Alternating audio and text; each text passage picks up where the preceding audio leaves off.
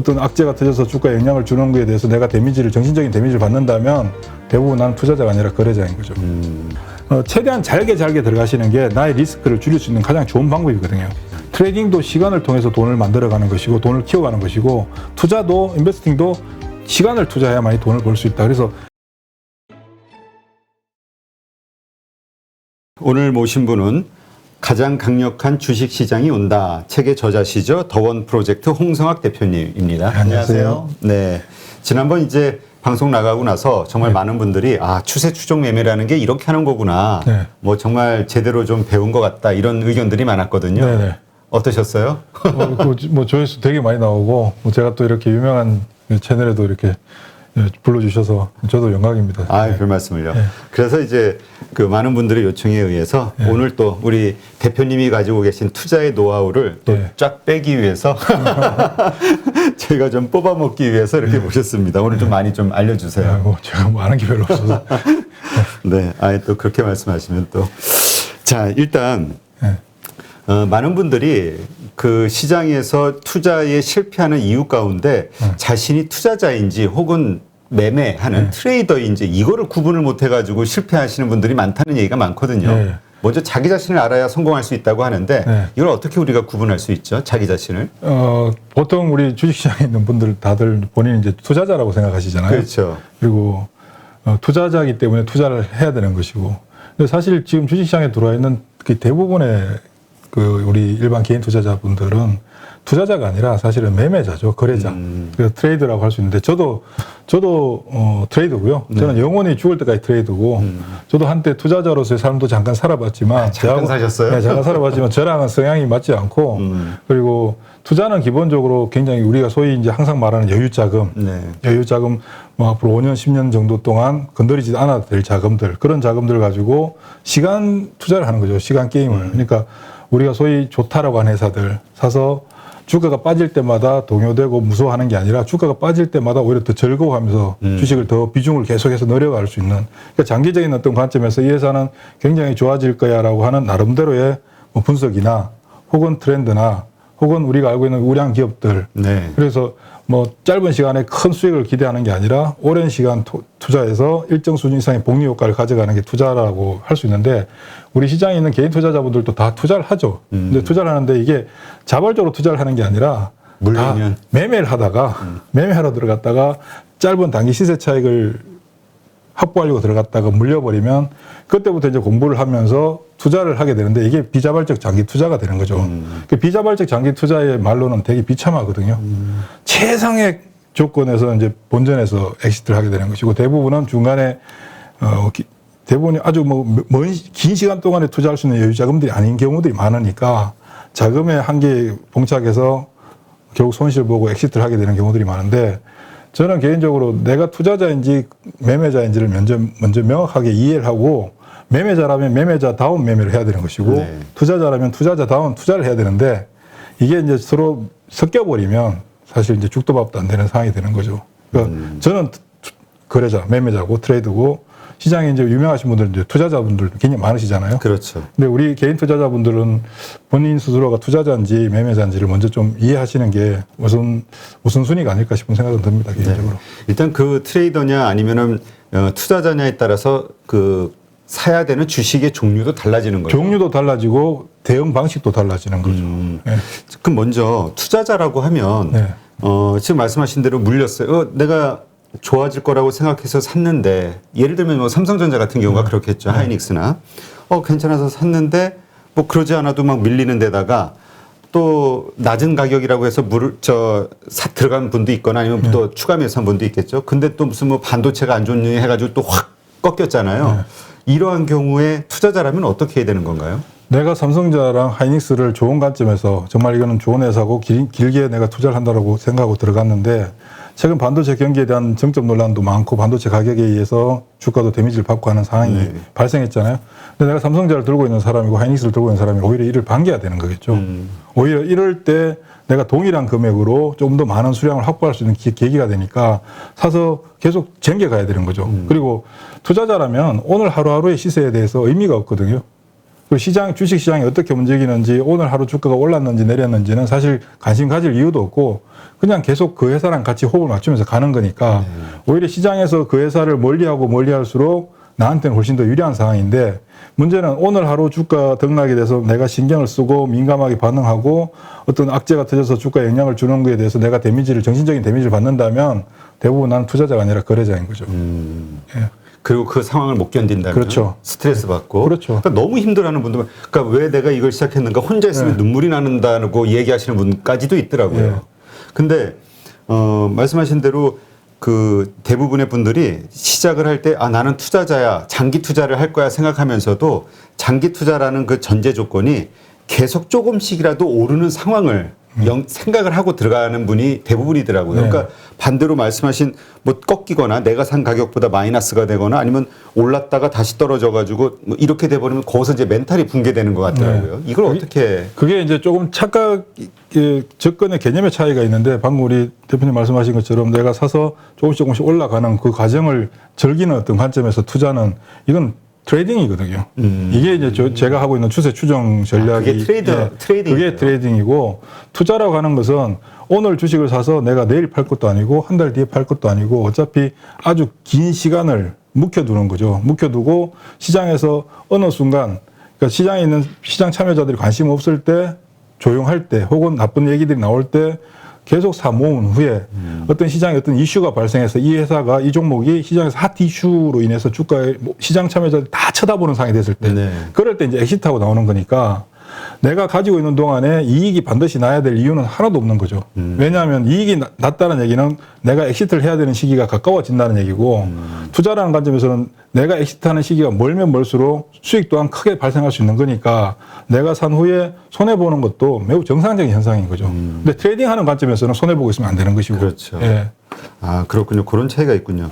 그러면 지금 삼성전자 그리고 SK 하이닉스 네. 이거에 대해서, 그러니까 처음에는 다들 그 개념적으로 좋은 회사, 뭐 한국의 대표적인 뭐 국민기업 이렇게 이해를 하잖아요. 그래서 사는데 이게 막 떨어지고 불안한 뉴스가 나오고 하니까 이게 믿음이 흔들리는 거예요. 그러니까 이게 정말 내가 잘 산 걸까? 이게 정말 좋은 회사일까?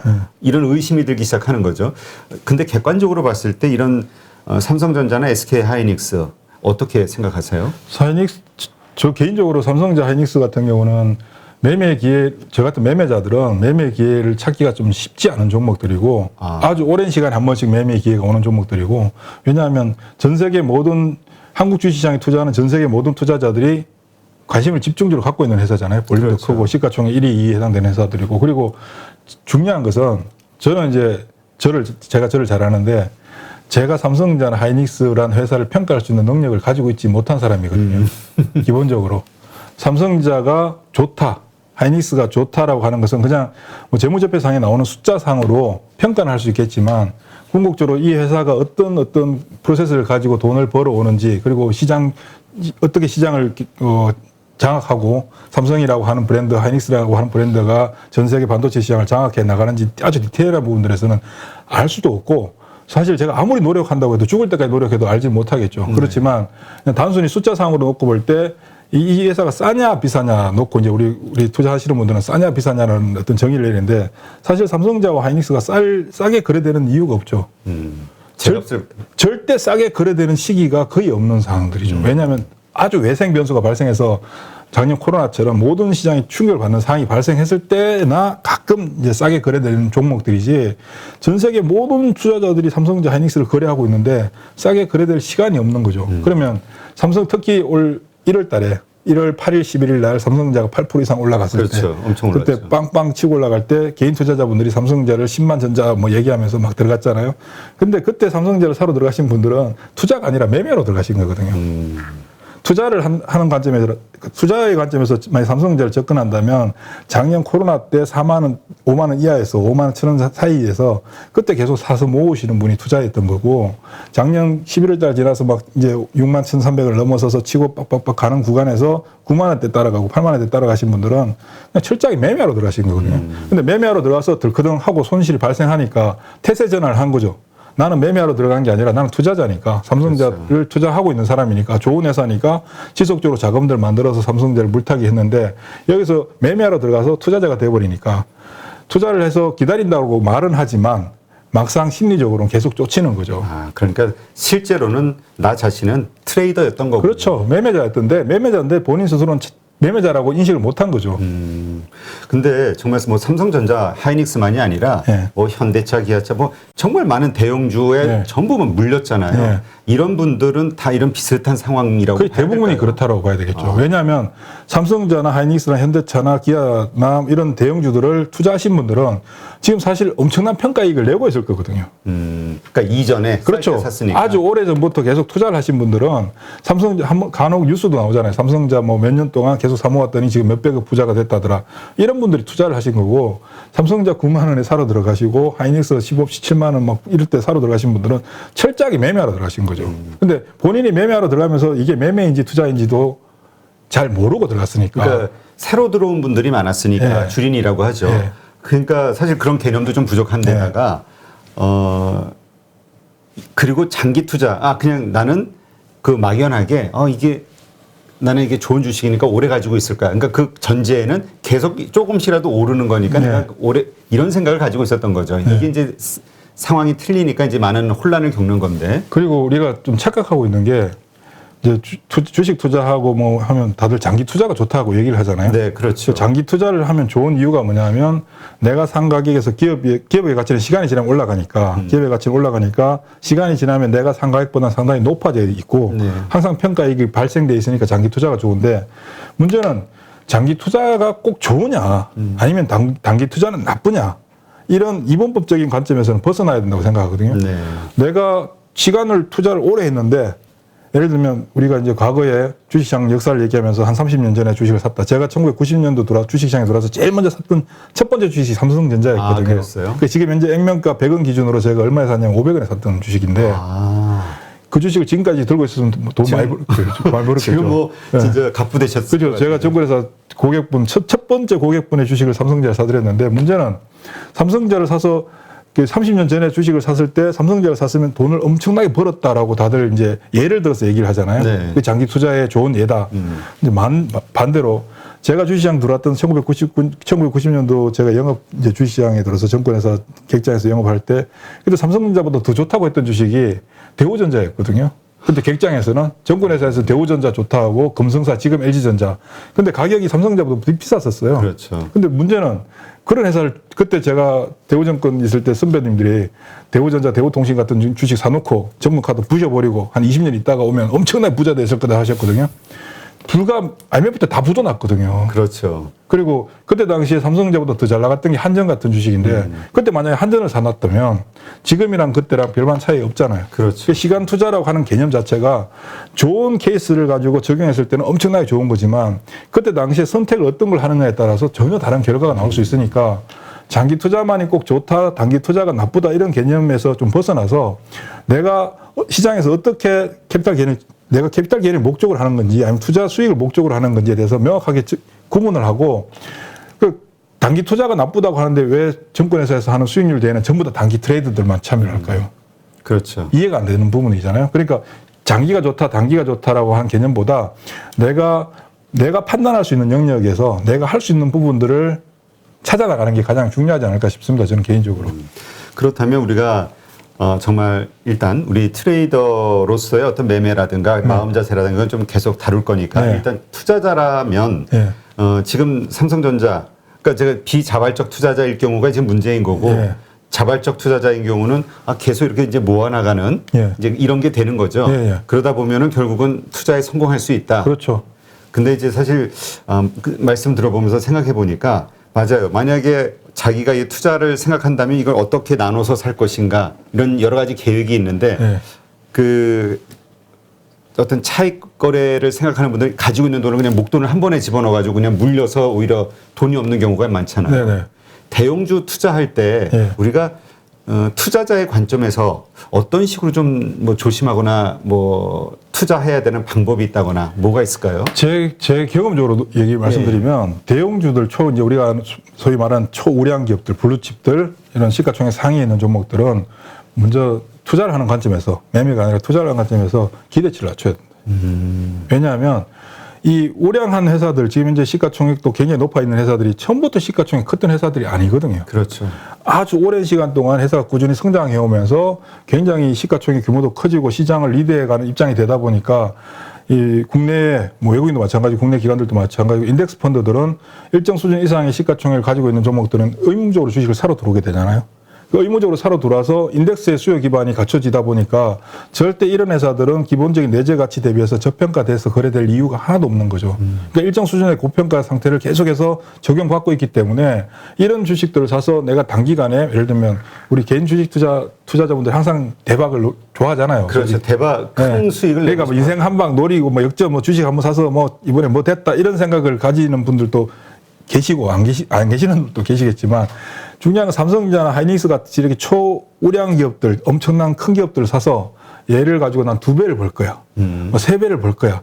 이런 기본적인 생각은 가지지 말아야 되는 거죠. 그냥 얘네들 가지고는 연평균 수익률 한 5%에서 10% 이상 난 그 정도만 해도 충분히 만족해 하시는 분들은 꾸준히 가져가셔도 관계가 없죠. 주가 왔다 갔다 하는 변동성 자체도 어차피 크진 않고 주가가 조금만 빠지면 5만 인덱스 펀드들에서 다 들어올 것이고 해치 펀드들도 들어오고 뮤추얼 펀드도 들어오고 수요 기반이 굉장히 탄탄하잖아요.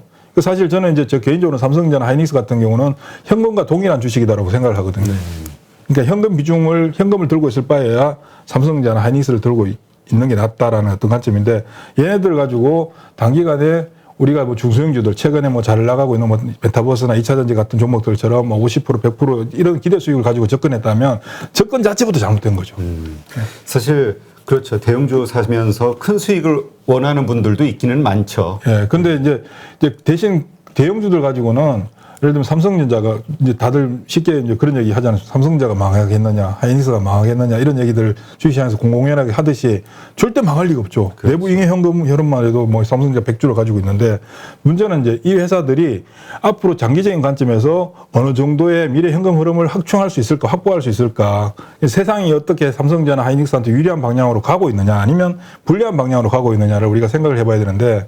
지금은 삼성전자 하이닉스 같은 경우는 단기적으로는 메모리 반도체 수급 부분 때문에 가격이 최근에 하락을 했고 며칠 전에 이제 180일 정도 만에 이제 가격 반등했다고 이제 뉴스도 나고 주가도 움직였지만 얘네들이 궁극적으로는 메모리 반도체에 대한 수요 기반은 지금까지 우리가 살아오던 세상과 달리 더 많이 폭발적으로 늘어나는 환경으로 구축되어 가는 상황이잖아요. 그렇죠. 그럼 궁극적으로는 매출도 늘어나고 이익도 훨씬 더 개선될 것이고 주가도 그에 따라서 올라갈 가능성이 훨씬 더 높은 상황이다. 그러면 삼성전자 하이닉스를 들고 있는 분들이 투자자라면 시세에 대해서 고민하실 사실 필요는 없는 거죠. 그냥 마음 편하게 가도 되는데 매일 왔다 갔다 하는 주가를 가지고 연연히 하니까 삼성전자를 가지고 나중에는 삼성전자를 내가 왜 샀는가 뭐 이런 얘기까지 자주 섞인 얘기까지 하게 되는 거죠. 사실 걱정할 필요는 전혀 없는 주식들이죠. 네. 예. 그러니까 사실 말씀 들어보니까 정말 장기 투자하는데 매일의 시세 예. 이런 거에 우리가 연연해 할 필요는 없는 거잖아요. 그거에 그렇죠. 따라서 막 이게 움직이거나 컨디션이. 어차피 내가 오늘 오른다고 팔 것도 아니고 내일 그렇죠. 빠진다고 살 것도 아니잖아요. 그냥 계속 가져갈 거니까 시세는 의미가 없는 거죠. 근데 참 여러 투자의 대가들이 5년 후를 내다보면서 투자를 한다. 예. 그래서 뭐 정말 뭐 테슬라에도 뭐 그렇게 투자해서 큰 수익을 얻은 뭐 모더나에도 투자해서 수익을 뭐 몇천 프로 뭐 얻은 이런 투자자들의 얘기 들으면 다 부럽고 우리도 5년 후를 내다보면서 해야 돼라고 생각하지만 이게 잘 안 되는 거예요. 저는 그거는 사실 불가능한 일이라고 생각해요. 왜냐하면 5년 후, 10년 후에 세상이 어떻게 바뀔지는 가봐야 하는 것이고 그렇죠. 지금 현재 예를 들면 아무리 뭐 이런 미래서적 미래학 뭐 관련된 책들 나오고 앞으로 5년 후에 10년 후에 세상이 이렇게 바뀔 것이야라고 하는 내용들이 지나와서 보면 맞았던 게 거의 없거든요. 그렇죠. 5년 후 세상을 내가 내다본다면 그거는 정말 재수가 좋은 거고 대체적으로는 다 틀린다. 틀리는 관점에서 예전에 스티브 잡스 인터뷰 영상을 보니까 그러더라고요. 그 인터뷰 하시는 분이 스티브 잡스한테 애플은 5년 후, 10년 후를 내다보고 경영을 하느냐 했더니 잡스 형이 1년 후도 모르는데 어떻게 5년 후, 10년 후를 내다보겠느냐. 지금 현재 상황에 계속 맞춰 나간다. 그게 애플의 현재 상황이다라고 이렇게 얘기하는 걸 제가 봤는데 주식도 똑같거든요. 우리가 뭐 다들 장밋빛 인생으로 5년 뒤면 뭐 세상이 어떻게 바뀌고 10년 뒤면 어떻게 바뀌겠다고 하지만 그거를 확인되지도 않은 상황이고 가볼 수도 없는 거고 알 수도 없는 걸 가지고 믿고 배팅한다는 것은 사실 도박에 가까운 거잖아요. 이런 부분은 제가 볼 때 그러니까 뭐 모더나를 10년 전에 사놨는데 10년 전에 코로나가 터질 것이다라고 예상은 못했을 거 아니에요. 그렇죠. 그냥 대신 모더나라고 하는 회사가 만들어내는 제품 포트폴리오가 우리 일상생활 속에서 굉장히 많이 사용될 것이다라는 관점에서 접근했는데 뭔가 하나 빵 터져줘서 소위 말하는 대박이 나는 어떤 그런 경우는 발생할 수 있겠지만 그걸 예상하고 들어가는 건 사실상 불가능하다고 봐야 되겠죠. 그러면 이 투자, 대형주 투자하는 분들이 이렇게 대형주에서 내가 지금 가격이 하락하고 손해보고 있는 이유를 예. 기관과 외국인들이 너무 매도하기 때문이다. 그래서 특히 기관이 많이 팔잖아요. 네. 요즘. 그러니까 기관의 탓으로 돌리는 경우가 많거든요. 네네. 그러니까 결국은 이 시장의 가격이 오르려면 기관과 외국인이 반드시 도와줘야 오를 수 있는 건가? 그러니까 결국은 그네들과 이 매매를 똑같이 따라서 해야 되나? 살 때 같이 사고 팔 때 같이 팔고 이런 의문을 갖는 분들도 있거든요. 네. 어떻게 생각하세요? 저는 그 국내 기관 우리 이제 개인 투자자분들한테 좀 당부 드리고 싶은 게 기관 투자가 때문에 주가가 빠졌고 외국인 때문에 주가가 빠졌고 공매도 때문에 주가가 억눌리고 이런 이제 자주 섞인 불만들을 많이 표시하잖아요. 근데 거기에 대해서 민감하게 생각하시면 절대 안 된다라고 말씀을 드리고 싶은 게 기관 투자가와 외국인 투자가들은 돈을 전문적으로 운영하는 사람들이잖아요. 그렇죠. 돈을 전문적으로 운영하는 사람들이고 이 돈이 본인들의 돈이 아니라 결국 개인 투자자분들의 고객들의 자산이잖아요. 네. 그 사람들은 자기들한테 돈을 맡긴 고객들의 자산을 최대한 불리기 위해서 주식을 팔 수도 있는 것이고 살 수도 있는 것이고 주식시장에 있는 개인 투자자를 위해서 기관 투자가가 존재하고 외국인이 존재하는 것이 아니잖아요.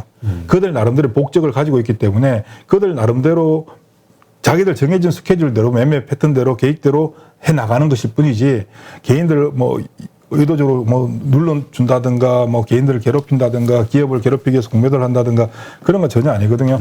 그러면 반대로 외국인들이나 국내 기관들이 주식을 많이 팔아서 주가가 빠진다. 사실 굉장히 최근에 국내 기관들이 계속 많이 팔잖아요. 국내 기관들이 왜 팔까를 생각을 해봐야 되는데 국내 기관들이 팔 수밖에 없는 요소는 국내 기관들은 돈이 부족하거든요.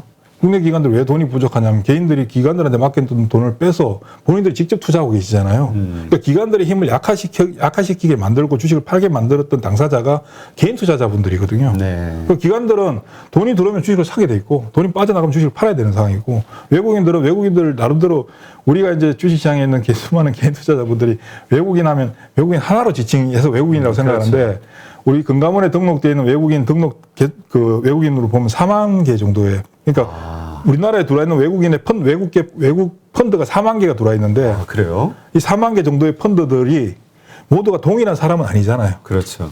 그 중에는 백인도 있을 수 있고 흑인도 있을 수 있고 아시아인도 있을 수 있고 그다음에 밤에 활동하는 사람도 있고 낮에 활동하는 사람도 있고 다 자금이 성격이 짧은 사람도 있고 큰 자금들도 있고 모두가 다른 어떤 전략을 가지고 접근하는 건데 그걸 1인칭으로 명칭해서 외국인 국내 기관 이렇게 지칭해서 외국인들 팔고 국내 기관들이 파니까 우리가 힘들다. 이런 것은 그냥 피해의식이고 내가 손해본 거에 대한 당위성을 갖추기 위해서 누군가한테 핑계가 필요한 거죠.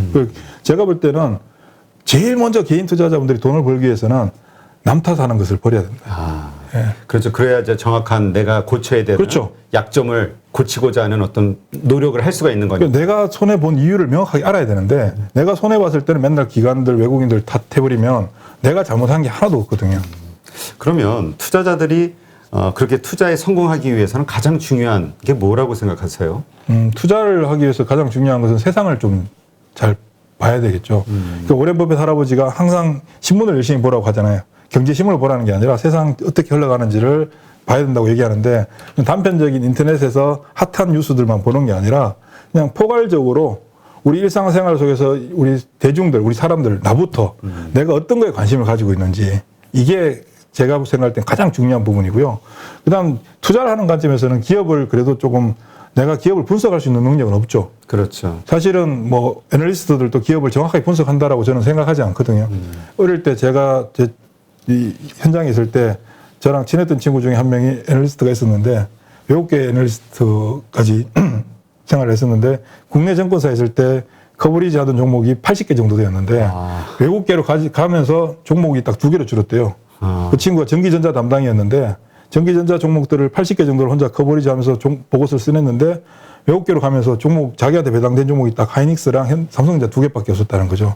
그러니까 그런 사람들, 전문적인 사람들도 분석하기가 힘든 게 기업이니까 우리는 기업이 기업을 아주 디테일하게 분석해서 좋다 나쁘다 뭐 싸다 비싸다가 아니라 대체적으로 이 회사는 어떤 제품을 만들어서 어디로 공급하고 현재 세상과 이 회사가 호흡을 하고 있는지 정도만 알면 된다고 생각하거든요. 그게 제가 생각할 때 가장 중요한 부분이라고 생각이 듭니다. 투자를 하는 관점에서는. 그렇군요. 네. 그래서 좀 긴 호흡으로. 네. 근데 일단 문제는 자신이 투자자의 성향 네. 그리고 그런 각오 이게 돼 있는지를 먼저 체크해봐야겠네요. 그렇죠. 맨날 투자자 했다고 하면서 이런 주식을 선택하면서 삼성전자나 하이닉스 같은 뭐 현대차 같은 그러면서 메타버스나 아니면 다른 쪽에서 오르는 어떤 뉴스에 관심을 갖고 계속 쳐다보면 열받죠. 배 아프잖아요. 네. 삼성전자 들고 있는데 삼성전자를 내가 접근한 목적과 시장에서 핫하게 움직이는 종목들의 이유와 목적은 다른데 내가 그 부분을 처음부터 생각했더라면 관계가 없지만 나는 그 부분을 생각하지 않고 삼성전자에 대해서만 생각하고 있다가 시장에서 이쪽에 바람이 불었을 때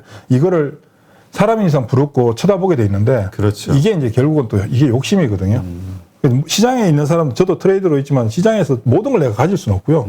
나한테 맞는 게 왔을 때 내가 예를 들면 좋아하는 패턴이 있고 내가 좋아하는 시장의 성격이 있고 내가 하는 매매 스타일이 있으면 이게 일치돼서 맞아줄 때가 내가 이제 수익을 크게 가져갈 수 있는 시기고 그게 맞지 않을 때는 잘 버텨나가면 되는데요. 시장에 있는 대부분의 사람들은 시장이 어떻게 움직이든지 간에 그 시장에서 항상 내가 중심에 가서 다 가지려고 노력하거든요. 그러니까 노력을 하는데 그 노력이 결과로 안 돌아오잖아요. 그렇죠. 그러니까 더 상대적인 박탈감도 느끼게 되고 그러니까 궁극적으로 일단 지난번에 장관에서 욕심을 내면 안 되고 내가 아는 것만 해야 된다. 예. 알겠습니다. 하여튼 우리 지금 현재 투자하면서 힘들어 하시는 분들, 마음이 불편하신 분들, 혹은 계좌가 파란불이형 그 자체를 너무 힘들어 하시는 분들은 한번 곰곰이 우리 홍 대표님이 말씀하신 거에 대해서 한번 생각해 볼 필요가 있겠네요. 네. 네, 그럼 이번엔 요즘 그 가장 핫한 그 주도주이기도 하고 테마주이기도 하죠. 네. 메타버스, 그 다음에 NFT, 네. 이와 연동된 게임주나 엔터주들 모습이 참 좋았잖아요. 참 네. 강력하게 상승했었고요. 네. 지난번에 위메이드 우리 관련해서 말씀하실 때 위메이드 하나만 단독으로 오르니까 모두가 좀 주시하면서 이 상승이 좀 불안할 수 있다 이런 말씀을 하셨었는데 그 끝나고 나서 보니까 다른 게임주들이 또 같이 합류하면서 하나의 테마를 이루면서 서로 막 땡겨주고 뭐 이러는 것 같아요. 네. 그러면서 이게 생명력이 좀 오래 갈 것 같다는 생각이 들었는데 네. 근데 지금 조정을 받았잖아요. 얼마 전에. 조정을 또 크게 받으니까 미국의 어떤 금리 인상에 대한 네. 걱정이 나오면서 흔들리는 모습을 보니까 하루에 뭐 10몇 %씩 쫙 네. 빠지고 막 이러니까 이게 또 이제 불안해지는 거죠. 그렇죠. 앞으로 이게 대세가 될 거라고 생각했던 분들도 이거 차익 실현해야 되나? 네. 일단 요 관련한 산업과 이 시장의 분위기 어떻게 보시는지 좀 설명해 주시죠. 특히 이번 주 월요일 날 크게 맞았죠. 지난주 네. 금요일까지 굉장히 강하게 움직여주다가 크게 맞았는데 크게 맞는 건 매우 정상적인 현상이죠. 그래요? 왜냐하면 위메이드만 그 위직 스튜디오 같은 경우도 그렇고 위메이드도 그렇고 주가가 거의 4-5배 이상씩 위메이드는 10배 이상씩 올랐잖아요. 그렇죠. 그만큼 올랐으면 그 주식을 싸게 산 사람들은 이익을 실현하고 싶을 것이고 중간에 들어가신 분들도 많이 올랐다라고 생각하는 시점에 진입을 했을 때 거기서 주가가 더 올라가게 되면 단기적으로 수익을 봐서 기쁘지만 한편으로 언제 빠질지 모른다는 공포감, 경계감, 부담감을 다 가지고 있는 거고 그렇죠. 주가의 리레이팅 속도가 빨라지면 빨라질수록 참여하지 못하고 구경하시는 분들은 쟤는 곧 빠질 거야 하면서 접근을 안 하게 되겠죠. 그렇죠. 그러면 어느 순간 가서 수요와 공급이 매수와 매도가 균형을 이루던 상태에서 어느 순간에 매수도 사라지고 매도도 사라지면서 가격의 리레이팅이 나타나거든요.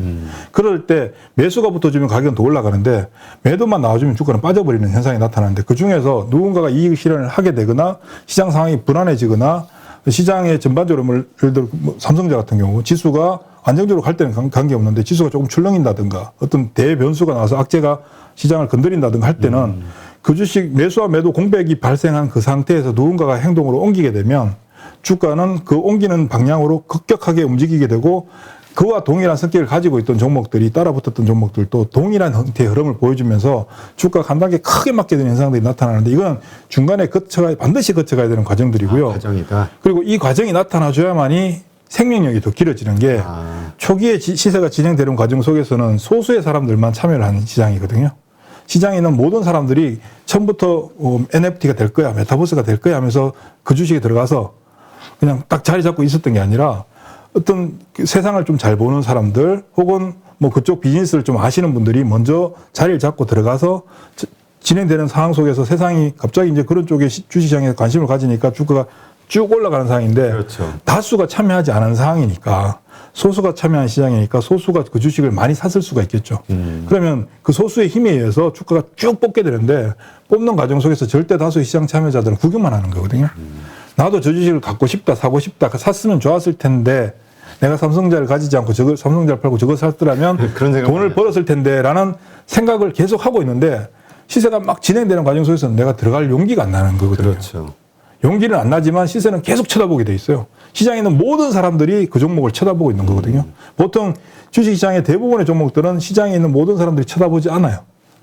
임팩트 있는 종목들, 큰 종목들은 모든 사람들이 보겠지만 그렇죠. 웬만한 종목들은 시장에 있는 사람들 매매하는 당사자들만 볼 뿐이지 대다수의 참여자들은 보지 않지만 시장에서 핫한 이슈가 만들어져서 시세가 쭉 뽑게 되면 매매를 하든 하지 않든 모든 사람 다 보고 있거든요. 보면서 다들 부러워하잖아요. 그렇죠. 저건 곧 빠질 거야, 버블이야, 폭락할 거야 라고 얘기는 하면서도 나도 갖고 싶다라는 한편의 아쉬움 그리고 욕심 같은 것도 생기는데 왜 그때 못 샀을까? 그렇죠. 그래서 다음에 내가 살 수 있는 기회가 오면 나는 반드시 살 거야 라는 생각을 가지는데 그런 기회를 중간에 드랍 현상들이 발생해 주면서 나갈 사람들은 나가게 되고 새로 들어올 사람들은 들어오게 만들어주는 역할들을 하는 거거든요.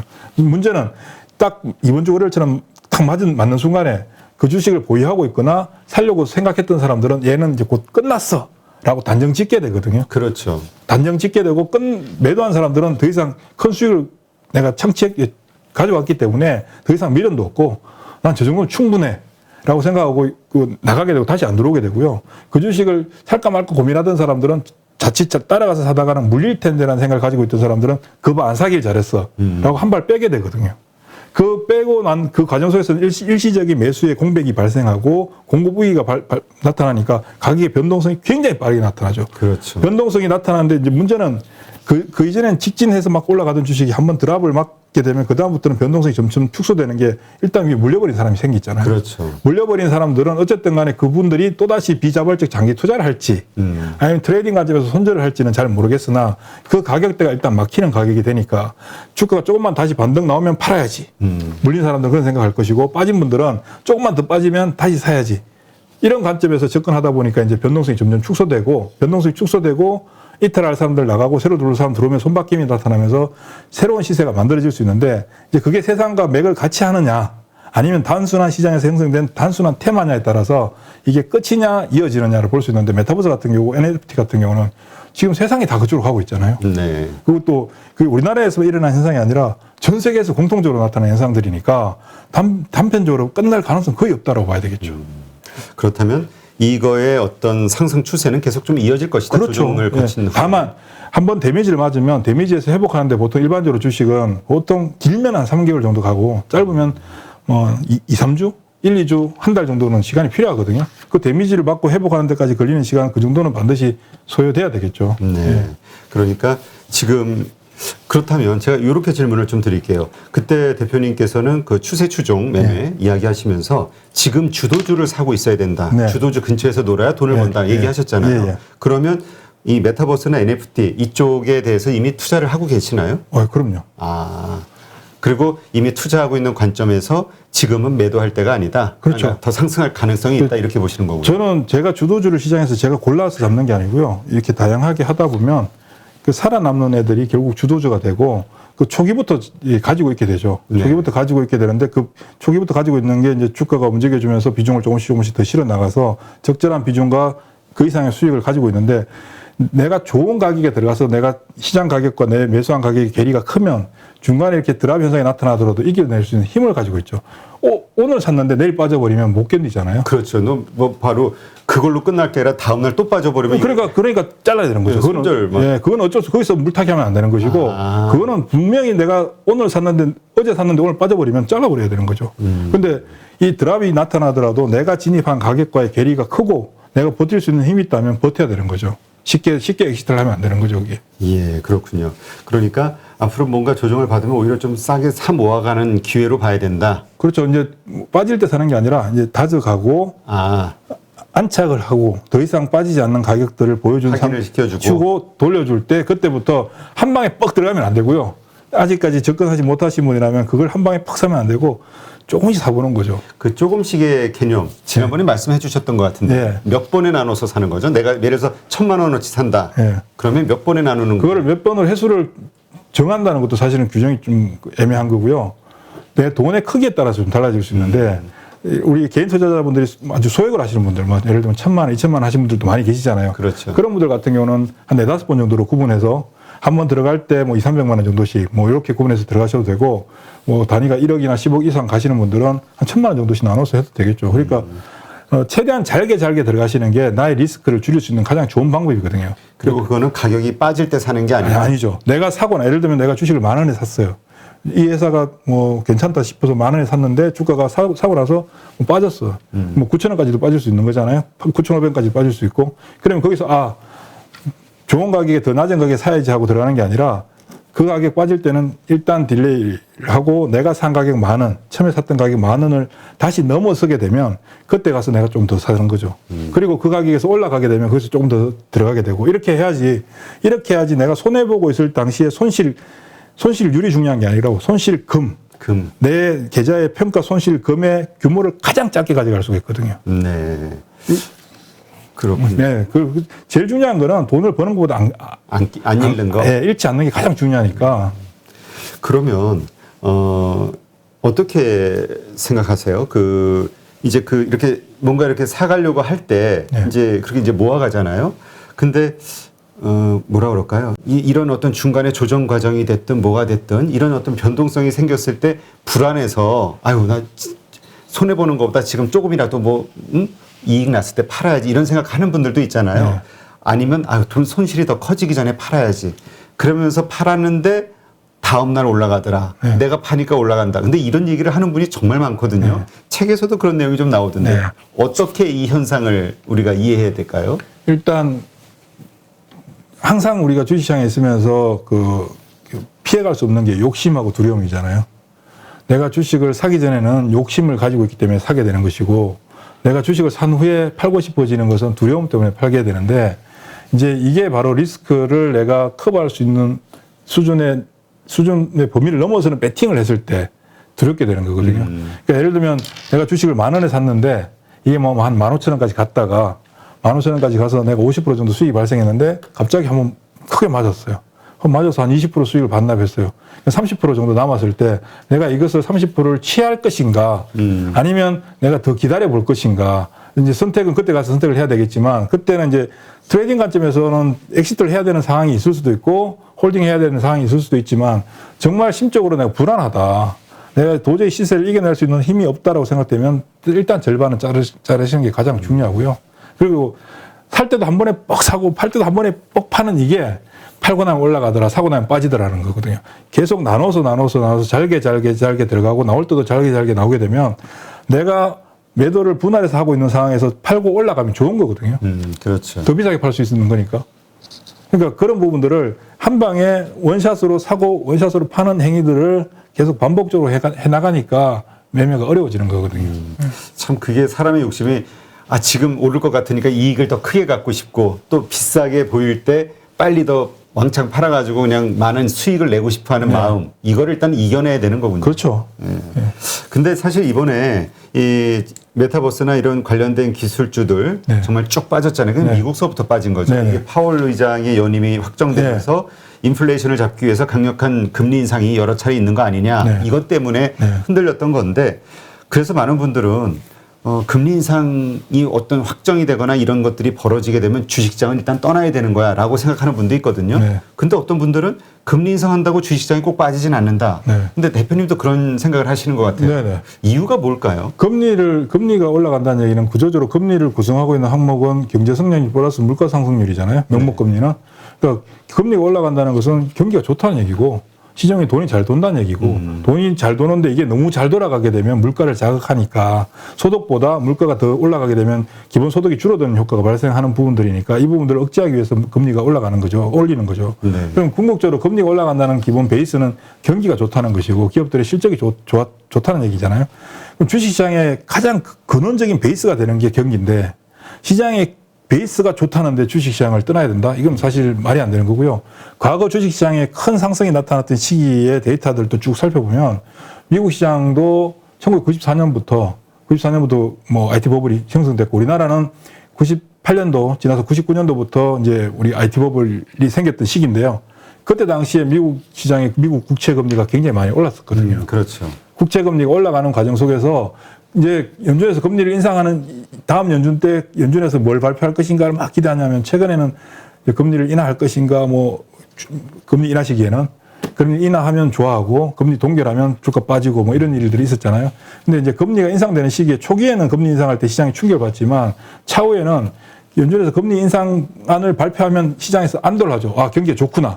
경기 좋구나 해서 경기와 관련된 기업들의 배팅을 많이 하는데 그러다가 연준에서 금리를 인상하지 않고 동결하게 되면 그때 시장이 폭락하게 되거든요. 네. 주식시장을 엑시트할 때가 언제냐면 바로 금리를 인하하다가 인상하는 시기가 아니라 인상이 진행되다가 인상이 동결되는 시기가 주식시장에서 빠져나와야 될 때죠. 왜냐하면 그때가 주식시장의 근원적인 베이스가 되는 경기가 나빠진다는 신호니까. 지금은 금리를 인상하는 거는 경기가 좋다. 돈이 잘 돌고 있다. 대신 이제 미래 현금 흐름이 불안한 기업들, 현재 돈을 벌지 못하면서 미래에 좋아질 것이다라고 기대에 의해서 움직였던, 그래서 주가가 많이 올랐던 기업들 같은 경우는 굉장히 큰 타격을 받겠죠. 네. 그렇지만 실제 현금 흐름 확보 능력을 가지고 있고 내부 영역 현금이 많으며 지금도 돈을 잘 버는 기업들은 오히려 더 좋아지는 거거든요. 네, 그렇군요. 예. 아, 그러니까 우리가 금리 인상한다고 해서 너무 겁을 먹을 필요는 전혀 없네요. 없죠. 근데 또 반대로 또 이런 게 있잖아요. 우리가 이제 주도주 뭐 하다 보면 기술주 중심 보다 보면 뭐 PSR 얘기하기도 하고 예. 요새 뭐 PDR 얘기도 나오고 예. 그러니까 지금은 돈을 크게 못 버는 기업들도 많이 있잖아요. 네네. 이런 경우는 좀 어떻게 뭐 미국 주식에 투자하는 분들 가운데서 그런 주식 참 많고 요새 뭐 리비안인가요? 네, 리비안. 뭐 루시드니 뭐 다 그렇잖아요. 테슬라도 사실 그런 과정을 겪었던 거고요. 이런 기업들 같은 경우는 어떻게 해야 될까요? 과거에도 시장이 조용할 때는 이제 PBR을 따지다가 네. PBR이 제일 낮잖아요. 그러다가 이제 좀 올라가면 PER을 따지다가 PER로 평가하기가 좀 힘들어지면 PSR로 따지다가 최근에 이제 드림을 넣어서 꿈을 집어넣어서 PDR을 얘기하잖아요. 그렇죠. 이거는 중요한 것은 현재 현금을 창출할 수 있는 능력이 없는데 기대감에서 주가가 많이 올라가는 그 올라간 주가의 당위성을 갖추기 위해서 논리적으로 설명해 주기 위해서 하나씩 갖다 붙이는 행위들이거든요. 네. 얘네들은 시간이 지났을 때 굉장히 큰 타격을 받죠. 그렇죠. 문제는 높은 PR이 나쁘고 좋고가 아니라 저는 개인적으로 고PR을 좋아하는데요. 고PR인 회사들이 결국 시간이 지나서 기업이 제대로 된 영업을 통해서 돈을 벌어들이게 되면 고PR이 저PR로 되는데 고PR을 가지고 이제 PSR을 따지고 PDR까지 따져 들어가는 어떤 상황들은 굉장히 위험한 거죠. 고퍼, 그러니까 고PR 같은 경우까지는 괜찮으나 네. 그 위에 PSR, PDR까지 따져야 되는 기업들은 좀 위험하다. 옛날에도 주가가 막 올라갈 때 엄청나게 올라가서 과열 제가 경험했던 시장에서 그 폭락할 그 당시의 시장에서는 항상 PR은 존재조차도 없고 항상 PSR을 갖다 붙였거든요. 그때는 이제 애널리스트들 보고서도 보면 PSR 가지고 막 평가하고 그랬어요. 그리고 이제 보통 EPS보다는 그 주당 캐시플로우가 좀 더 높은 편이 많잖아요. 그럼 PCR 가지고 막 얘기를 많이 하고. 그러니까 그때 시장 상황에 따라서 현재 주가를 설명할 수 있는 논리들을 갖춰야 되니까 기존의 관점에서 적용했을 때는 도저히 설명이 안 되는 부분들은 이제 다른 걸 갖다 붙이는 경우들이 생기는 거죠. 근데 과도하게 붙여 나가는 것들은 항상 그 피해가 크더라. 제가 이제 경험적으로 느끼는 거고요. 그러니까 일반적인 기업들 같은 경우는 금리 인상에 대해서 두려워할 필요가 없는데. 그렇죠. 정상적으로 돈을 버는 기업들은 금리 인상 시기에 오히려 더 기타 영업이익이 발생하겠죠. 그러나 지금 돈을 못 벌면서 상당히 그러니까 고퍼가 아니죠. 그 평가받고 있는 높은 밸류에이션을 적정 평가받고 있는 예를 들면 매출이 없는데 시가총액 상단에 있는 바이오 기업들 같은 경우. 그렇죠. 이제 바이오 기업들 같은 경우는 정말 기대감만으로 가는 거잖아요. 네. 근데 만약에 그런 경우에 주도주로 만약에 바이오가 된다고 하면 뭐 추세 추종 매매하시니까 또 바이오주를 하실 거 아닙니까? 네네. 근데 했는데 금리 인상에 대한 이야기가 나오면 어떻게 행동하실까요? 주가가 빠지겠죠. 주가가 반응하겠죠. 예를 들면 금리 인상을 하면 얘네들이 빠질 거야가 아니라 금리 인상이 나오기 전에 금리 인상에 대한 시장의 흐름들이 예견되면 얘네들은 먼저 빠지기 시작할 거거든요. 그러니까 시장에서 형성되는 가격이라고 하는 것은 우리는 단편적으로 주가라고 평가하지만 이 주가를 구성하고 있는 수면 아래에 있는 수많은 요소들은 그게 결국은 이 본질적인 이 회사가 돈을 잘 벌 것인가 못 벌 것인가를 연결해 주는 부분들이잖아요. 금리 인상하면 이 회사가 존속되기 힘들 것이다라고 하면 주가는 먼저 빠지겠죠. 그 내용을 가장 민감하게 알고 있는 사람 누군가는 팔지 않을까요? 그렇죠. 그 사람들이 팔게 되면 주가에 반영될 것이고 그 반영되는 주가가 사실은 모든 정보를 가지고 있는 정보를 우리한테 제공해 주는 거니까요. 그리고, 시장이 답이다. 예, 그리고 최근에 바이오 기업들 같은 경우는 작년부터인가요? 작년 하반기, 올 상반기부터 제가 이렇게 보니까 증권사 애널리스트들 중에 바이오 담당하는 애널리스트 분들이 바이오 기업들 이직을 많이 하시더라고요. 그러면서 제가 얘 되게 힘들어지겠구나라고 생각을 하는 이유가 뭐냐면 기업이 금융시장과의 네트워크를 할 만한 어떤 연결고리 브릿지를 찾아야 될 이유는 없거든요. 그렇죠. 좋은 기업은 금융시장에서 기업들을 찾아가는 것이지 기업이 금융시장에다가 우리가 뭔가를 해야 되는데 도와주세요라고 손짓을 할 이유는 없는 거거든요. 그거는 좋지 않다는 거잖아요. 그렇죠. 내가 뭔가 힘이 드니까 그걸 커버하기 위해서. 그러니까 중요한 건 바이오 기업들 같은 경우는 기본적인 영업을 통해서 돈을 벌어들이지 못하고 있으니까 사실 부채가 별로 없거든요. 금융기관에 대출이 안 되잖아요. 재무제표가. 그렇죠. 그러니까 자본시장을 통해서 자본을 조달하는데 자본시장에서 자본을 조달해놨는데 주가가 빠질수록 자본 조달이 힘들어지잖아요.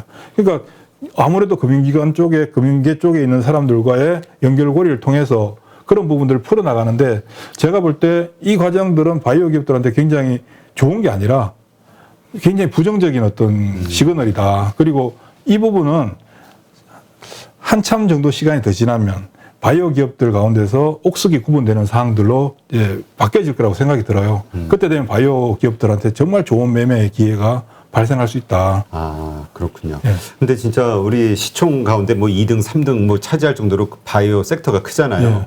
근데 지금 말씀하신 대로 내년도에는 혹시 이 바이오가 올해 너무 안 좋았으니까 주도주가 되지 않을까 기대하는 분들이 많은데 또 내년에 지금 보면 금리 인상이라는 게 있잖아요. 그럼 이거는 지금 말씀하신 대로 이익을 못 내고 있는 이 섹터, 바이오 섹터에게는 이게 치명적인 굉장히 어려운 부분이 되겠죠. 그러니까 지금부터 금리 인상 시기에는 돈을 잘 버는 기업이 더 좋아지는 상황이고 돈을 잘 못 버는 기업들한테는 굉장히 고난의 시기가 되는. 그러니까 주식시장에서 금리가 살 때는 좋은 회사든 나쁜 회사든 그렇게 크게 구분 없이 잘 진행되다가 이제 돈줄이 쪼이게 되면 돈이 많은 회사들은 시장을 다 가져갈 것이고 돈이 없는 회사들은 퇴출당할 거 아니에요. 그렇죠. 뭐 극단적인 표현이지만 그러면 옥석이 구분되는 상황이니까 옥에 해당되는 기업은 시장에서 엄청난 자금들이 몰려들어갈 것이고 석에 해당되는 기업들은 빠져나가겠죠. 그렇죠. 최근에 바이오 기업들뿐만 아니라 산업재해 같은 경우도 별로 거래가 안 돼요.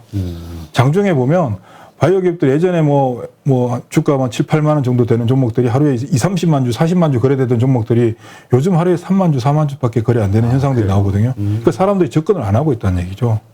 그렇다면 만에 이제 그런 어떤 그 시장의 논리가 있는데 네. 어쨌건 이러저러한 이유로 만약에 주도주로 떠올랐어요. 바이오 섹터가. 네. 그렇다면 추세 추종 매매하시는 입장에서는 그냥 그 올라타시는 건가요? 당연히 들어가 있겠죠. 아, 제가 주가가 많이 올랐기 때문에 들어가는 게 아니라 이미 제 포지션 내에 걔네들이 들어와 있을 겁니다. 예. 그래서 이렇게 그 전에 말씀하신 대로 나눠서 일단 예, 해가지고 올라가는 거에 전부 오퍼 타는 거니까. 굳이 오퍼 탄다는 표현이 좀 그렇지만 이렇게 모아가는 거겠죠. 너무 저렴하네. 아니 뭐 오퍼치기 매치기는 뭐 마찬가지니까. 근데 어쨌든 간에 얘가 주도주가 될 거야 해서 내를 들어가는 게 아니고요.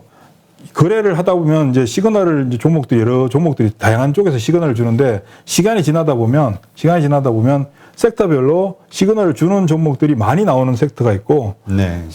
그 섹터에서는 시그널이 나오는 종목들이 줄어드는 경우들이 서서히 발생하거든요. 한꺼번에 어느 날 딱 정해진 게 아니라 서서히 이루어지기 때문에 그 서서히 이루어지는 관점에서 이 트레이딩 하다 보면 내 계좌에는 굉장히 강한 쪽에 있는 애들이 이미 계좌에 가득 차 있어요. 그럼 여기서 주도주가 나오는 거거든요. 그러니까 결국은 우리가 그런 어떤 예측에서 들어가는 게 아니라 그런 시장의 분위기가 있으니까 그런 조심해야 될 거는 알고 있으나 만약에 시장이 그런 식으로 흘러가서 선택한다면 역시 올라타는 게 그렇죠. 것이다. 자연스럽게 들어가야 되는 거죠. 그리고 이미 시장에서 핫하게 내가 가지고 있지 못한 종목인데 시장에서 핫한 종목이 됐어요. 그런 종목들은 관심을 끊어야 돼요. 아예 끊고. 왜냐하면 그 주식을 내가 관심을 가진다는 것은 그 주식을 처음부터 매매했던 사람들이 가져가야 될 몫을 내가 그냥 남의 것을 내 것으로 만들겠다는 것과 똑같은 거거든요. 그렇죠. 그리고 내가 초기에 안 들어갔으면 결국은 내가 남들을 도와주는 역할을 하거나 마지막에 내가 다치는 역할들을 하게 되는 상황이니까 그건 아예 포기하는 게 맞는 거죠. 그러면 그 주도주, 결국은 뭐 자연스럽게 타는 거니까 네. 우리가 선택해서 대장주에 타는 게 아니라 그냥 자연스럽게 올라타니까 그게 대장이 되는 거죠. 대장주의 특징은 일단 계속 높은 상승 이거라고 봐야 되는 거죠. 높은 상승도 있지만 그 대장이라고 정의할 수 있는 부분들은 일단 변동성이 뭐 그 요즘 개별 종목들 장중에 막 상한가 같다 하한가 같다 이런 형태의 변동성을 보여주면 안 되고요. 시장에 있는 절대 다수의 사람들한테 안정감을 가져다 줄 수 있는 무게감을 갖춰야 되고, 그 다음에 그 대장이라고 하는 종목의 움직임에 따라서 연결되어 있는 다른 종목들, 다른 성격을 띠고 있는 종목들한테 시세에 영향을 주느냐 안 주느냐. A라는 종목이 예를 들면 대장이라고 가정을 하면 A라는 종목이 움직일 때 B, C, D, E, F와 관련된 종목들이 반응을 해주느냐, 반응을 해주지 않느냐에 따라서 대장과 대장이 아닌 것을 구분할 수가 있거든요. 근데 이 대장으로 한번 등극하고 나면 대장으로 끝까지 가는 게 아니라 중간에 대장의 지위를 잃어요. 뒤에 이제 따라왔던 애들이 대장의 자리를 대체해서 새롭게 부상되는 애들이 있는데, 그렇게 부상되게 되면 원래 대장이 더 세져요. 아, 그래요? 왜냐하면 잠시 힘을 비축하는 시간을, 그러니까 영화로 따지면 주연 배우가 맨날 처음부터 끝까지 나와서 주연 활동할 수는 없는 거잖아요. 주연 활동하다가 잠깐 쉬는 사이에 조연이 나와서 뭐 전개를 해 나가는, 예를 들면 사랑의 불시착인가요? 옛날 드라마에 현빈 그 잘생긴 배우 말고 북한군 중에 이렇게 말 재밌게 하는 병사 있었잖아요. 그 양반이 나왔을 때 재미없는 게 아니잖아요. 그 사람이 와서 막 화면, 방송, 그 드라마를 이끌어 갔듯이 그런 대체제가 나와주면 주연은, 대장은 그 이후에 또 힘을 더 받아서 취하는 상황들이 만들어지거든요. 네, 알겠습니다. 하여튼 이 기술주 혹은 지금 주도주에 올라타신 분들은 지금 말씀하신 홍 대표님의 이야기를 아마 좀 깊이 생각해 봐야 되지 않을까. 네. 그리고 지금 금리 인상이라는 그 화두가 이미 던져졌기 때문에 네, 그런 생각이 드네요. 네. 네, 그러면 이번에는 그 요즘 그 5G 뭐 정말 오랫동안 정말 하향해왔잖아요. 네네. 그래서 정말 그 고점에 사신 분들 같은 경우는 정말 고통스러워하죠. 뭐 3분의 1 토막이 났네, 뭐 4분의 1 토막 이런 얘기까지 나올 정도니까. 근데 최근에 며칠 전에 이게 5G가 탁 떴단 말이죠. 네네. 이 삼성전자 이재용 부회장의 어떤 방미, 네. 거기에서 어떤 뭐 여러 가지 나오는 뉴스들 때문에 올랐단 말이에요. 그러니까 이게 요즘 우리가 순환매 장사라고 표현하잖아요. 네네. 이게 저기 움직이면서 돌아다니니까 어떤 분들은 이런 생각을 한단 말이죠. 아, 아직 그 오르지 않은 혹은 순환매에 참여하지 않은 어떤 섹터나 주식에 들어가서 좀 기다리는 전략을 좀 쓰자. 이렇게 생각하시는 분들도 있는데 이 순환매 투자 이거에 대해서는 어떻게 생각하세요? 순환매, 지금 최근에 5G가 올라오는 게 저는 뭐 그 일종의 장기적으로 소외됐다가 순환 과정에서 형성되는 사항은 아니라고 생각을 하고 있고요. 그건 아니다. 예. 이번에 5G가 이번 주에 움직여주는 좀 주가 움직임 굉장히 의미가 있는. 의미가 있는 걸로 보세요. 굉장히 큰 의미가 있는 게요. 5G 그 통신 장비주들은 작년 중순부터 작년 그 5월, 6월 달 그때부터 지금까지 늑대 소년이었죠. 그렇죠. 통신 3사들이 설비 증설을 할 것이다. 설비 투자를 할 것이다. 설비 투자를 할 것이다. 그래서 작년 3분기에 투자가 이루어질 것이다. 4분기에 이루어질 것이다. 올 1분기에 이루어질 것이다. 2분기에 할 거다. 지금까지 그렇게 왔는데 지금 미국도 마찬가지고 실제 우리가 5G를 사용하고 있지만 실질적인 5G의 속도는 잘 체감적으로 못 느끼고 있잖아요. 네. 근데 통신사들이 그러니까 궁극적으로 통신사들이 5G를 하는 이유가 무엇인가를 생각해 봐야 되는데 데이터 장사잖아요. 음성 통신장 우리가 통화로 이제 요금을 내는 게 아니라 데이터로 요금을 내는데 5G를 해야지 영화도 뭐 몇 초 만에 영화를 다운받는다고 하고 하지만 실제 우리가 폰에서 영화를 다운받아서 보는 경우는 잘 없잖아요. 그렇죠. 그냥 스트리밍으로 보는 경우는 있지만 문제는 데이터가 폭발적으로 늘어날 수 있는 환경이 구축됐을 때 통신사들은 이제 설비 투자를 하겠죠. 지금 현재 최근에 나타난 5G 통신 장비주들의 움직임은 저는 그냥 단순하게 장기적으로 소외됐기 때문에 움직여주는, 그리고 이재용 부회장이 미국 갔기 때문에 반등 나와주는, 그리고 통신사들이 이제 설비 투자를 곧 할 것이라고 예상되기 때문에 반등이 나와주는 현상도 있겠지만 가장 중요한 건 우리가 네트워크상에서 데이터의 사용량이 급격히 증가할 수 있는 산업이 등장했다. 그게 메타버스잖아요. 네. 메타버스라고 하는 건 결국은 VR과 AR을 통해서 우리가 일상적인 평면적인 인터넷에서 사용하는 데이터 양보다 몇 배나 더 많은 데이터를 사용해야 되는 상황인데 그렇죠. 이게 구축돼서 이 데이터를 통신사들이 데이터 장사를 많이 해서 수익을 확보하려면 메타버스 환경이 빨리 구축될 수 있게끔 백단을 지원해 줘야 되는 게 통신사들인데 속도가 빨라야 될 거 아닌가요? 속도가 빨라야 되지. 그래야지 컨텐츠도 나올 것이고 플랫폼도 잘 돌아갈 것이고 사용자들이 사용도 더 많이 하게 될 것이고. 그래서 지금 현재 나타나고 있는 통신 장비주들의 시세 전환은 그냥 단순하게 그동안 미뤄져 왔던 통신사들의 설비 증설, 설비 투자에 대한 실적에 대한 기대 같은 것도 있겠지만 이 산업의 환경의 변화에 의해서 통신사들이 새로운 수익을 크게 확대시켜 나갈 수 있는 기회를 메타버스가 제공하고 있다. 물론 이게 단기간에 해석되지 않겠죠. 그리고 궁극적으로 5G 지나서 6G로 가야만이 자율주행도 되는 것이고 그렇죠. IoT도 되는 것이고 데이터의 사용량은 정말 무궁무진하게 늘어날 거 아닌가요? 거기에 대해서 시발점의 역할들을 이번 주에 통신장비주들이 해줬다. 그래서 저는 굉장히 의미 있는 시세라고 생각이 들어요. 아, 그러시군요. 네. 왜 이 질문을 드렸냐면은 이렇게 시장이 오르면 네.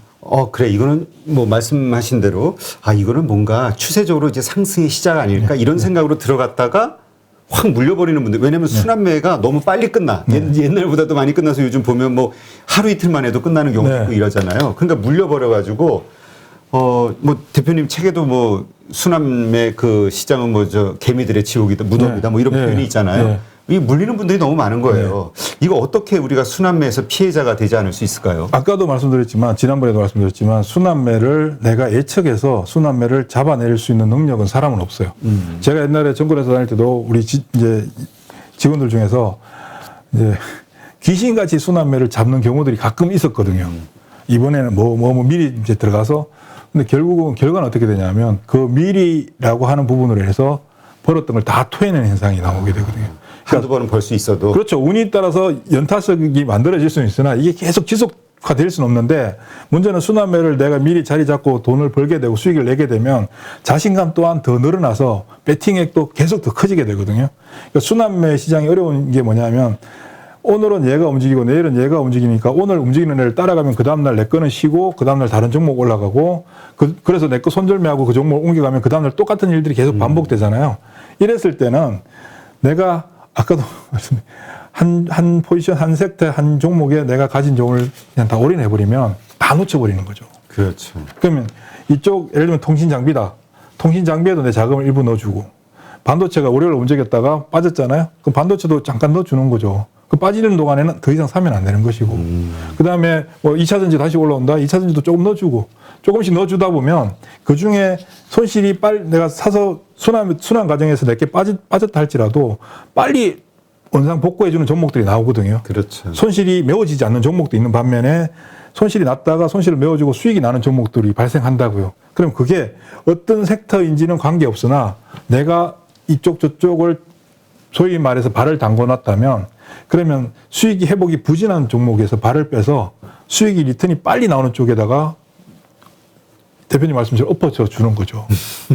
그렇게 하면 그 순환 과정들을 이겨낼 수 있는 힘을 가지게 되거든요. 그러니까 첫째도 욕심을 버려야 되고 둘째도 욕심을 버려야 되고 한 방에 벌겠다는 생각을 가지면 순환매고 뭐고 간에 돈을 벌 수가 없죠. 그러니까 우리가 예측해서 들어가는 것도 좀 위험하고 굉장히 위험하죠. 그리고 순환매 장세에 아무 생각 없이 그냥 확 지르는 안 것도 되죠. 안 된다. 예. 아마 지난번 시간에 충분히 설명해 주셔서 지난 방송을 보신 분들은 알겠지만 오늘 또 처음 보시는 분들은 모르실 수 있잖아요. 네네. 대표님의 그 씨 뿌리기 전략, 씨 뿌리기 전략이라고 표현해야 될까요? 그거 뭐라고 표현하나요? 그냥 저는 이제 입질이라고 표현하는데요. 입질. 예. 그거를 한번 그러니까 지금 예를 들어서 이렇게 5G가 이렇게 움직이면 예. 분명히 또 대표님 이렇게 좀 들어갔을 것 같다는 생각도 들긴 하는데. 지금 저희는 포지션이 좀 다른 쪽에 좀 집중돼 있어서 현금이 없어요. 저희는 제가 하는 매매는 항상 돈이 부족하거든요. 항상 주도주에 다 몰려 왜냐하면 있으니까. 이렇게 수익이 발생해서 수익을 최대한 키워가는 거니까 끝까지 수익을 키워가는 거니까 저희는 수익이 되게 좀 많아요. 그러니까 수익을 키워가는 과정에서는 이걸 키우는 게 목적이지 다른 걸로 펼쳐지지는 않는 거고 수익을 확보하고 나면 자금이 생기잖아요. 그러면 그때 또 다양한 종목들의 시세 전환이 일어날 때 예를 들면 이번에 통신장비주들이 시세 전환이 어젠가요? 어제 보여줬죠. 어제 보여주면 가장 먼저 움직여준 애들이 누구냐면 사실은 지지난주부터 서진시스템, HFR, 이노와 이어리스 같은 애들이 먼저 고개를 돌려줬거든요. 네. 그런 애들을 조금씩 들어가지고 어제 아침에 돌릴 때 누가 제일 먼저 돌렸냐면 KMW예요. 결국 통신장비 중에 최고 큰 애잖아요. 그렇죠. 통신장비 KMW가 돌려주고 나니까 솔리드가 돌려주고 에이스테크가 돌려주고 그다음 RFHIC도 같이 돌려주거든요. 이럴 때는 그중에 내가 KMW를 퍽 사는 게 아니라 이렇게 고개를 들어준 애들마다 균등하게 금액들을 수량은 다르겠지만 예를 들면 금액을 균등하게 넣어주는 거죠. 그러면 이 중에서 집단화돼서 같이 갈 때는 같이 가는 과정 속에서 먼저 가는 애가 있고 늦게 가는 애들이 있을 거라고요.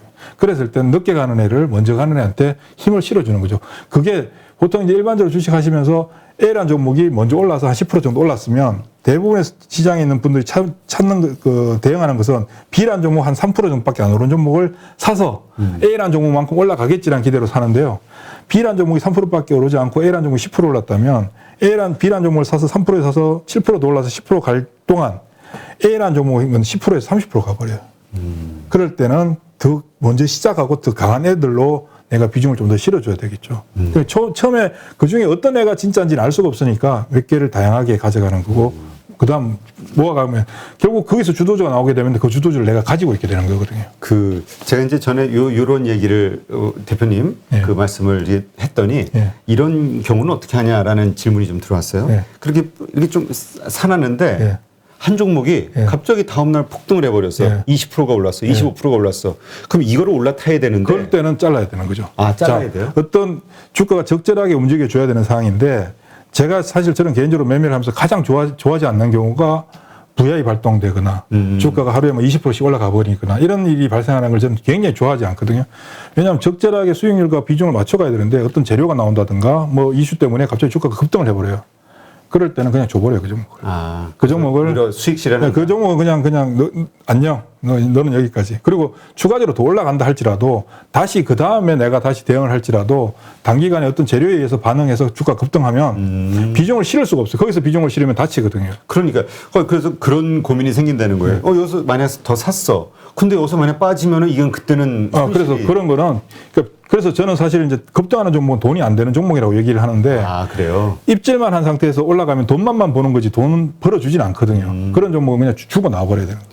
아니, 그래서 책에도 보니까 왜 그런 뭐라고 그러냐면은 뭐죠?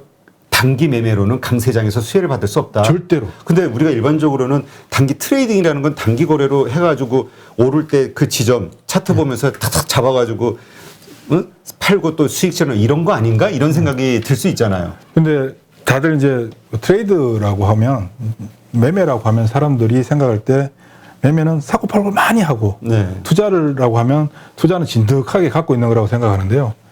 매매도 접근 방식은 매매지만 매매를 통해서 수익을 키워가는 그는 반드시 시간이 필요하거든요. 제가 지금 현재 매매하는 사람이지만 지금 가지고 있는 종목이 지금 1년 6개월째 들고 있어요. 그래요? 예. 매매하는 사람이지만 주식을 1년 6개월째 들고 있거든요. 그러니까 그 차이를 나는 이거 팔 거야. 적장은 내가 원하는 가격이 오면. 내가 팔아야 될 상황이 올 때 파는데 팔아야 되는 상황이 오지 않으면 계속 가져가는 거죠. 그래서 제가 그 종목을 몇 번 샀던가 봤더니 89번을 샀더라고요. 횟수로는. 횟수로는. 예. 그러니까 계속 사고 더 비싼 가격에 계속 산 거죠.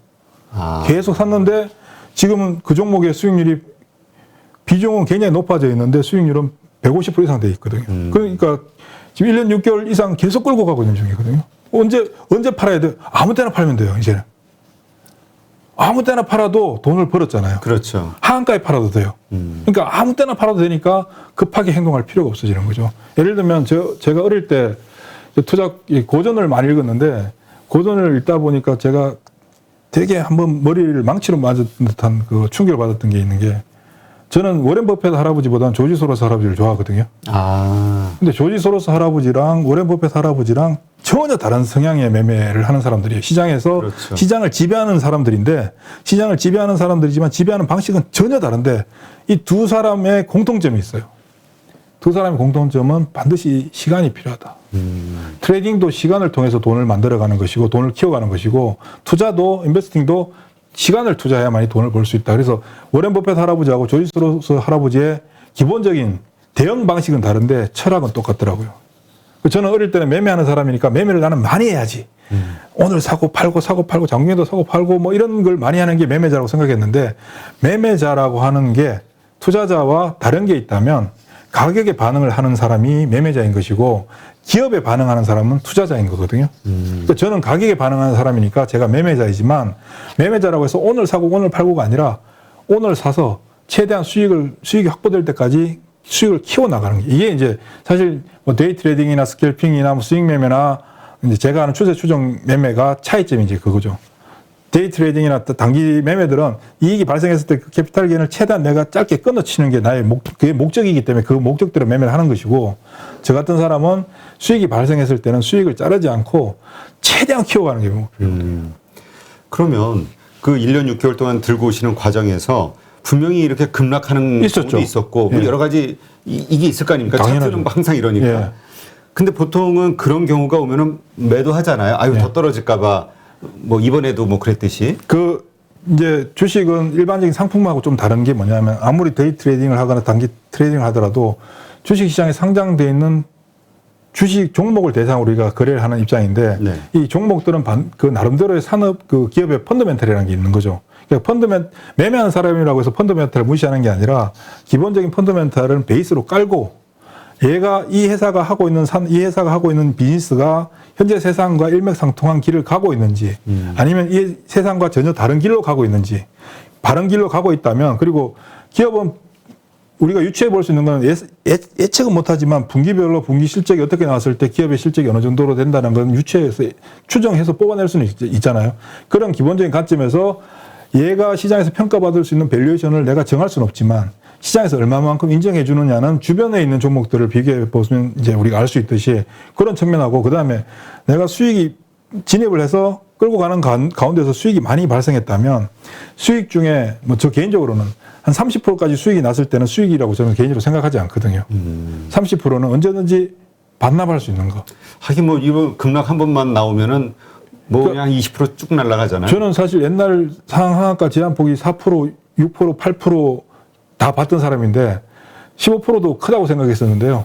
30% 되니까 사실 굉장히 무섭죠. 한 번 하한가 맞으면. 그러니까 제가 30%는 수익이 아니라고 생각하는 게 하한가 한번 맞아도 내가 내 진입한 가격, 매수한 가격이 다치지 않는 수준이 되려면 30% 정도 올랐을 때까지는 수익이 아니다. 그러니까 최소한 30% 이상이 올라가야만이 내가 수익을 확보할 수 있는 거고, 그리고 추세 추정의 특징은 주가가 올라갈 때 이익을 취하는 게 아니고요. 주가가 진행되고 이 회사가 이제 시세가 소멸되는 거 확인하고 나와야 되니까 내가 최고점의 주식을 팔 수가 있는 게 아니고요. 최저점의 주식을 살 수가 있는 게 아니거든요. 그러니까 최고점보다 항상 싼 가격에 팔아야 되는 것이고 제일 싼 가격보다 항상 비싼 가격에 사야 되니까 이게 이제 우리가 얘기하는 무릎에 사서 어깨에 팔아라라고 하는 게 이게 사실은 이게 추세 추종 매매의 핵심이거든요. 그런 관점에서 접근하기 때문에 일정 수준의 수익이 반납할 때까지는 버텨야 되는 거고 버티려면 반드시 현재 가격과 내가 매수한 가격의 괴리가 커야 되겠죠. 그런데 그걸 크게 만들려면 시간이 필요한 것이고. 그래서 쉽지는 않는데 해보면 또 재밌습니다. 그러면 일단 그 매도의 순간이 언제일까 이게 예. 좀 궁금하거든요. 그러니까 예. 두 가지로 좀 나눠볼게요. 하나는 이미 사셨어요. 그래서 뭐 예를 들어서 뭐 20%가 됐든 30%가 됐든 어느 적정의 수익이 났는데 급락하는 경우들이 있잖아요. 혹은 하락을 뭐 좀 깊은 하락을 여러 날 지속하는 경우도 있고 뭐 여러 형태가 있어요. 그래서 수익이 쫙 빠져나갈 때 네. 이런 때가 있을 거고 네. 정말 말씀하신 대로 100% 150% 오른 고점에서 하락하는 경우가 있을 것이고 이거에 어떤 그 매도 포인트를 어떻게 잡으세요? 저는 매도 포인트를 잡으려고 노력을 하지 않고요. 잡으려고 노력을 무지하게 해봤는데 네. 못 잡겠더라고요. 정말 못 잡겠더라고요. 매도는 예술이라면서요? 아니 근데 매도는 제가 생각할 때 매도는 저는 기본적으로 주식시장에서 주식을 하는 관점에서는 내 계좌에 항상 주식이 있어야 된다고 생각하는 사람이거든요. 그러니까 제가 매도하는 목적은 교체를 위해서 매도를 해요. 새로운 애들을 사기 위해서 새로운 애들을 편입하고 키워가기 위해서 혹은 시장이 갑자기 이렇게 드랍 현상이 나타날 때 공포감을 주는 어떤 그런 시장이 나타날 때 다들 무서워서 주식을 일단 팔아야 된다고 생각을 하고 현금 비중을 늘려야 된다고 생각을 하시잖아요. 그러니까 저는 시장에 드랍 현상이 나타날 때는 어떻게 하냐면 내가 가지고 있는 종목 중에서 종목을 좀 압축해 나가는 전략을 펼쳐요. 나한테 데미지가 좀 큰 애들 혹은 비중이 아주 얕은 애들 그런 애들을 정리해서 내가 가지고 있는 애들 중에서 상대적으로 강한 애들 이런 애들로 옮겨주는 역할을 하거든요.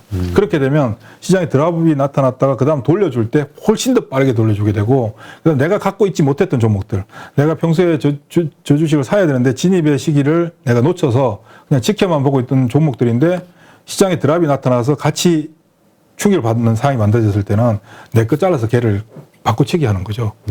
그렇게 이제 하기 위해서 매도를 하는 거지 그냥 단순하게 일방적으로 수익이 났으니까 매도 이런 경우는 제가 보니까 잘 해본 적이 없는 것 같아요. 계속 슬라이스해서 조금씩 잘라 나가고 조금씩 사 나가고. 하긴 또 말씀하신 대로 지금 이렇게 갈고 있는데 처음에 아무리 잘 올랐다 해도 그래서 여러 가지 다른 것들을 매도해서 여기에서 얹어서 비중이 좀 크다 하더라도 뭔가 떨어지고 다른 쪽은 뭐 버티거나 아니면 올라간다 하면 역시 이거 정리해서 네, 이쪽으로 그렇죠. 가시는 거죠? 그러니까 조금씩 한 방에 한꺼번에 다 하는 게 아니라 아니고. 조금씩 나눠서 가는 거죠. 그래서 제가 하는 매매는 나도 모르는 사이에 보면 계좌가 좀 바뀌어 있어요. 그러니까 전혀 내가 예측하는 게 아니라 시장이 선택한 대로 그렇죠. 따라간다. 예. 그래서 제가 생각하는 것은 항상 내가 거래해야 되는 대상은 시장보다 강해야 된다. 시장보다 강한 이유는 여러 가지가 있을 수 있는데 기본적으로 회사 내용이 좋을 수 있고요. 그 삼성전자는 시장보다 항상 강한 종목이잖아요. 시장보다 강한 종목은 회사가 좋고 기본적으로 펀더멘탈을 갖춰야 되고 그리고 재무적으로 문제가 없어야 되는 회사들이겠죠. 반드시 그런 회사들이어야 되고 그다음에 시장보다 강하다는 얘기는 시장에 있는 절대 다수의 사람들이 그 종목에 대해서 그래도 관심을 가지고 있는 종목들이죠. 소외된 게 아니라 그런 종목들을 최대한 내가 트래킹을 해나가야 되는 것이고 아무 때나 무조건 주가가 올라간다고 뻥 사면 그냥 100% 물리는 거고요. 내가 물리지 않을 만큼의 적절한 움직임을 보여줄 때 그러니까 오늘 올라가겠지라가 아니라 뭐 아직까지 특별한 움직임이 없는데 거래의 변화라든가 가격의 변화가 조금씩 생기는 시그널들은 있거든요. 저는 이제 제가 시스템을 만들어서 사용하고 하기 때문에 시스템을 통해서 쭉 종목들을 돌려서 보면 가격의 변화들이 생겨나는 애들이 이제 나오기 시작해요. 그럼 그런 애들은 일단 발을 담궈 주는 거죠. 그리고 걔네들은 그런 시그널을 주는 애들은 반드시 이유가 있어요. 반드시 이유가 있어요. 그 이유를 내가 알지 못할 뿐이지만 반드시 이유가 있고 그 이유는 뭐 짧은 며칠 지나서 혹은 한두 달 지나면 그 이유들이 시장에 나오게 되죠. 그러니까 거기 그런 것들이 여러 요소, 심리라는 사람들의 관련 사람들의 심리라는 요소에 의해서 조금씩 주가가 반영이 되다가 그렇죠. 그 이제 나오는 걸로.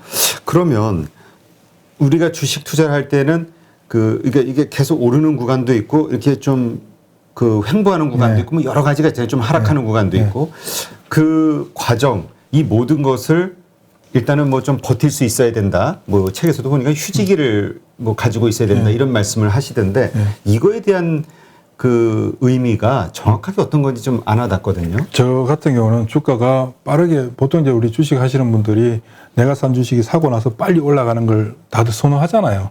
그렇죠. 대부분 나는 뭐 길게 장기 투자한다라고 하시는 분들도 오늘 주식 사서 오늘 올라가면 좋아해요. 그렇죠. 근데 저는 개인적으로 별로 좋아하지 않아요. 저는 개인적으로 주식 사서 바로 급하게 올라가는 주식은 내 계좌에 아무런 도움이 되지 않는다고 생각하거든요. 저는 주식을 사서 높은 가격에 팔아서 돈을 벌기 때문에 좋은 게 아니라 전체 내 계좌가 얼마만큼 확장될 수 있는가, 확장되는 과정 속에서 내 계좌에 이 종목이 내 계좌에 도움을 주는가 안 주는가 이게 가장 중요한데요. 쉬어가는 시간들이 없는 종목들은 내 계좌에 비중을 제대로 확보해서 수익에 크게 기여해 줄 수 있는 역할들을 못하기 때문에 일정 수준 주가의 움직임이 지나고 나서 쉬어가는 시간이 저는 개인적으로 길면 길수록 그렇다고 주가가 빠지면 잘라야 되겠죠. 적절하게 주가가 다시 뭐 데미지를 받아서 빠지는 상황이면 내가 잘라야 되겠지만 빠지지 않고 일정 수준의 주가가 뭐 소위 말하는 이제 횡보를 하게 될 때 이때가 내 계좌의 비중을 제일 많이 실어갈 수 있는 상황이 되거든요.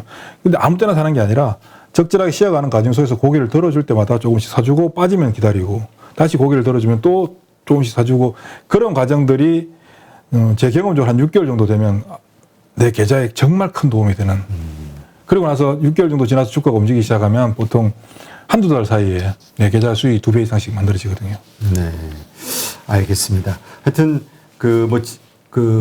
조금 더 이 투자와 관련해서는 아마 지난 방송 좀 참고하시면 더 이해가 되실 것 같고요. 어쨌건 오늘은 좀 응용해서 현재 시장을 어떻게 좀 바라보고 또 어떤 주식들에 대해서 우리가 어떤 시각을 가지는 게 좋은 것인지 투자와 매매의 차이 이런 것들에 대해서 좀 살펴봤는데요. 다음 시간에는 폭락장을 오히려 기다리는 분들도 있긴 하거든요. 그때가 뭔가 부자 될 수 있는 기회라고 생각하는 분들도 있고요. 그리고 그때 오히려 잘 어떻게 대응하느냐에 따라서 주식을 들고 있어도 오히려 기회로 사용할 수도 있고 그런 것과 관련해서 좀 자세하게 여쭙도록 하겠습니다. 네, 오늘도 좋은 인사이트 고맙습니다. 네, 고맙습니다.